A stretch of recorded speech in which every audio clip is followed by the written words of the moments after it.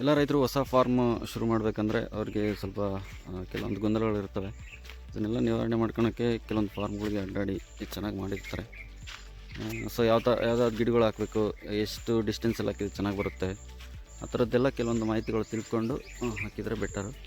ಯಾಕಂದರೆ ಈಗ ಫಾರ್ಮಿಂಗು ತುಂಬ ಫಾಸ್ಟಾಗಿ ಗ್ರೋ ಆಗ್ತಿದೆ. ಸೊ ಎಲ್ಲರೂ ಅದ್ರ ಬಗ್ಗೆ ನಾಲೆಡ್ಜ್ ಪಡ್ಕೊಳೋದು ಒಳ್ಳೆಯದಂತ ಹೇಳ್ತಾ ಇದ್ದೀನಿ ನಾನು. ನಿಮಗೆ ಯಾರಾದರೂ ರೈತರಿಗೆ ಬೇಕಿದ್ದರೆ ಇಂತಿಷ್ಟು ಗಿಡಗಳನ್ನ ಹಾಕ್ತಾಯಿದ್ದೀವಿ ಅಂದ್ಕೊಂಡು ಅದನ್ನು ಮಾಹಿತಿ ನಮಗೆ ಕೊಟ್ಟರೆ ನಿಮಗೆ ಒಂದು ಒಳ್ಳೆಯ ರೀತಿಯಾದ ಪ್ಲ್ಯಾನಿಂಗನ್ನು ಮಾಡಿಕೊಡ್ತೀವಿ ನಾವೇ. ಸೊ ನೋಡ್ಬೋದು ನಮ್ಮ ಫಾರ್ಮ್ ಯಾವ ಥರ ಇದೆ ಅಂತೇಳಿ.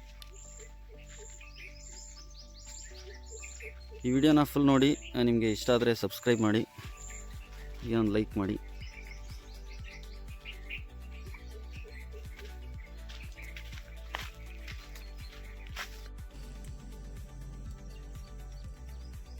ಇದು ನೇರಳೆ ಹಣ್ಣಿನ ಗಿಡ.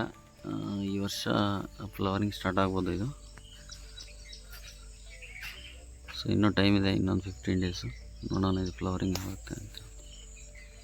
ಬರ್ತದೆ.